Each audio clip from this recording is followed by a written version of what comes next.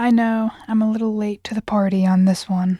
I've never touched a Tomb Raider game before this point. I had known of the Tomb Raider games, but I did not know of the Survivor trilogy. I kind of assumed that the Tomb Raider games were just the older PS1 games. I was not aware that there was more than that. It wasn't until about 2 years ago the deluxe edition of all 3 of the Survivor games went on sale. And I bought them on sale. They were like $15 for like the gold edition of all 3 for my PS5. And then I didn't really touch them again until this past December, which is, as of recording this, December of 2025. Over my break after I graduated, I picked up Tomb Raider around mid-December. It was probably getting close to Christmas. It wasn't quite Christmas. It was probably like the 17th or 18th or something like that. I know that it was past like the halfway point, but it was like the latter half of December. I kinda started to consume it at like a rapid pace. It was kinda really all that I played. I was making really good progress. I wasn't aware that the game went by so quickly.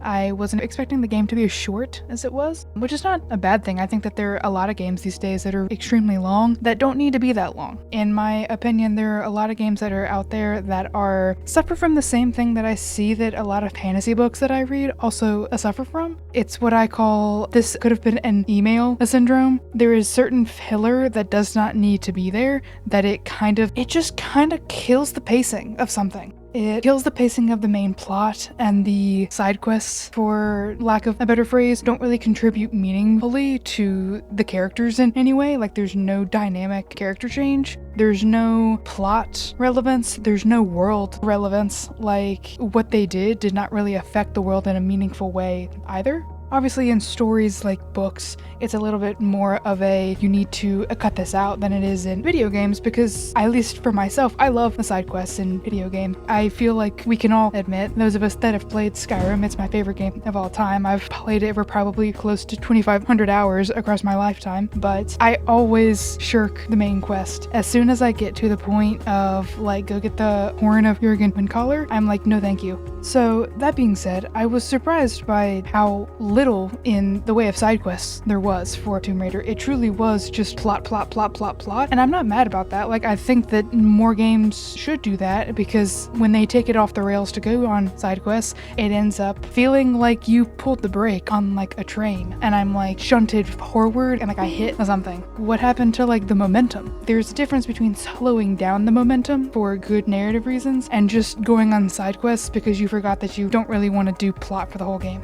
So, that being said, I was really pleasantly surprised by the pacing of Tomb Raider. This is gonna kind of be somewhat of a review, somewhat of just like a rambly, I'm surprised that it took me this long to get into the Tomb Raider games, but I do have a little bit of a outline laid out of just some points that I wanted to like talk about. A few moments later. The first part of this that we're gonna be talking about is voice acting. I was very pleasantly surprised, generally speaking, for the voice acting, for it to be a 2013 game. I was truthfully expecting a little bit more stilted dialogue than what there was. For the most part, I really enjoyed the dialogue, especially from Lara. I thought that hers were, for the most part, really good. The main ones that I recognized that were a little stilted were Reyes's could be a little stilted at times in situations where I would expect her to have a little bit more heat to her tone. Namely, when she was talking with Lara towards the end of the game, I felt like it fell a little flat. And then some of the enemy soldiers also felt a little bit stilted. That's kind of to be expected. Most of those soldiers didn't even have names. The main 3 that stood out to me as like I really loved your voice acting, I thought that it was good, was Lara, Matthias, and Whitman's. Whitman's in particular, I remember feeling like I hated him every time that he talked, and to me, that's a sign of a great voice actor and a well-written character, is if I do hate him, because he was just kinda slimy and his voice lines were delivered great, and I quite liked him. I liked his character because I didn't like him. Jonas were all around pretty good. Like, I would not say that any of them were superb, and I don't remember any of them being super stilted either. They were just, very average. And then Sam's were for the most part pretty good. There were a couple that I was like, that just felt really flat and monotone, but for the most part, Sam's were also on par with what I was hoping for. Overall, voice acting better than what I was expecting, and definitely did not disappoint. 12 seconds later. Heading into section 2 is gameplay. Gameplay is probably going to be my favorite favorite part of this because the gameplay was phenomenal. It's been a really long time since I've played a game that was as engaging as Tomb Raider was. It had so many different uses for all of the tools that you got. It had so many creative tools that I just would not have expected. In a really strange way, I felt a little bit like playing a Zelda game. I was never sure what kind of item I was going to get next.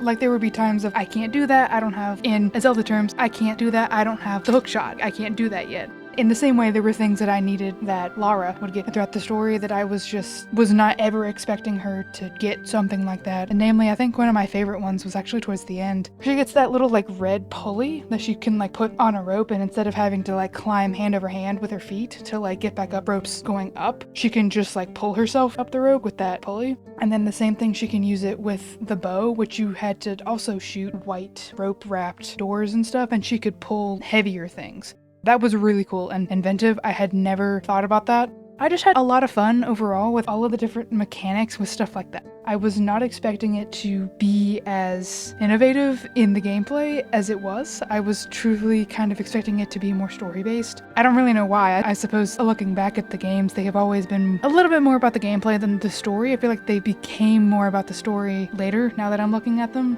I don't really know anything about Rise or Shadow, but I'm assuming that that trend continues with the rest of the Survivor trilogy. Another thing that I really loved how versatile it was the climbing pick.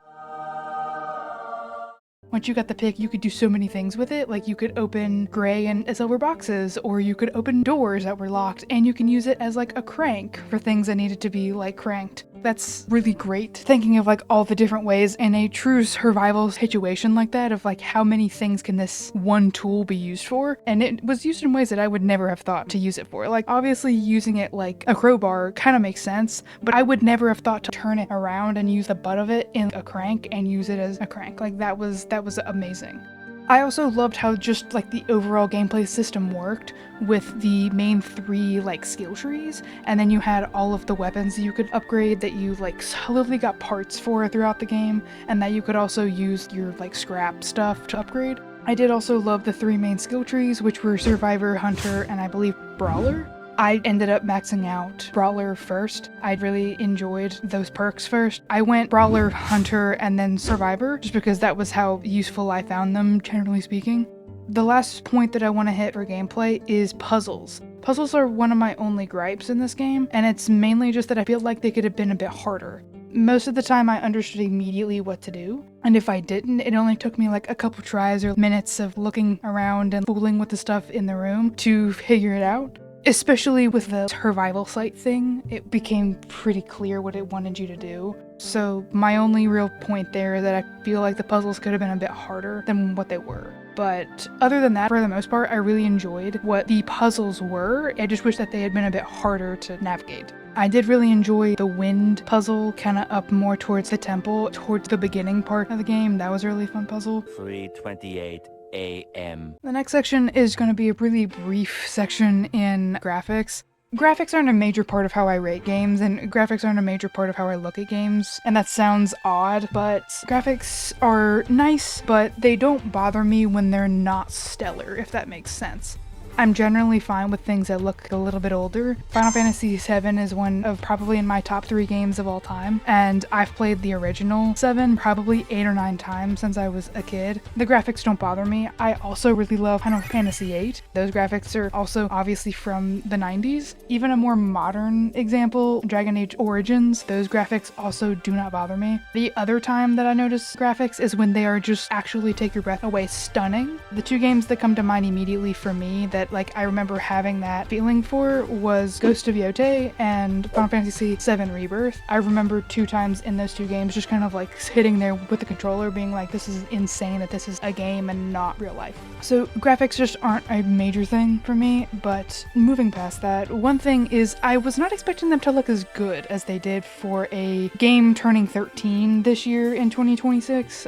I was kind of expecting it to look a little bit more dated than it did, but there were a lot of times that I would get up to a cliff or something and kind of pan to make me look at like the surrounding area, and it was beautiful. It was great, and I was not really expecting that. I suppose I should, just because, OG Skyrim is turning, 15 this year, and I mean, I still like what OG Skyrim looks like, but there were some textures, like with some of the sands and some of like the rocks looked a little bit 2013-y. It did definitely feel like graphics from the early 2010s, but I do quite love how older video games look. If anything, I kind of miss graphics that looked like early 2010s. I loved that, like, honestly, like the best way that I know how to describe it is that like grungy kind of look. It had darker graphics, it was a little bit more blacks and grays in that kind of gradient.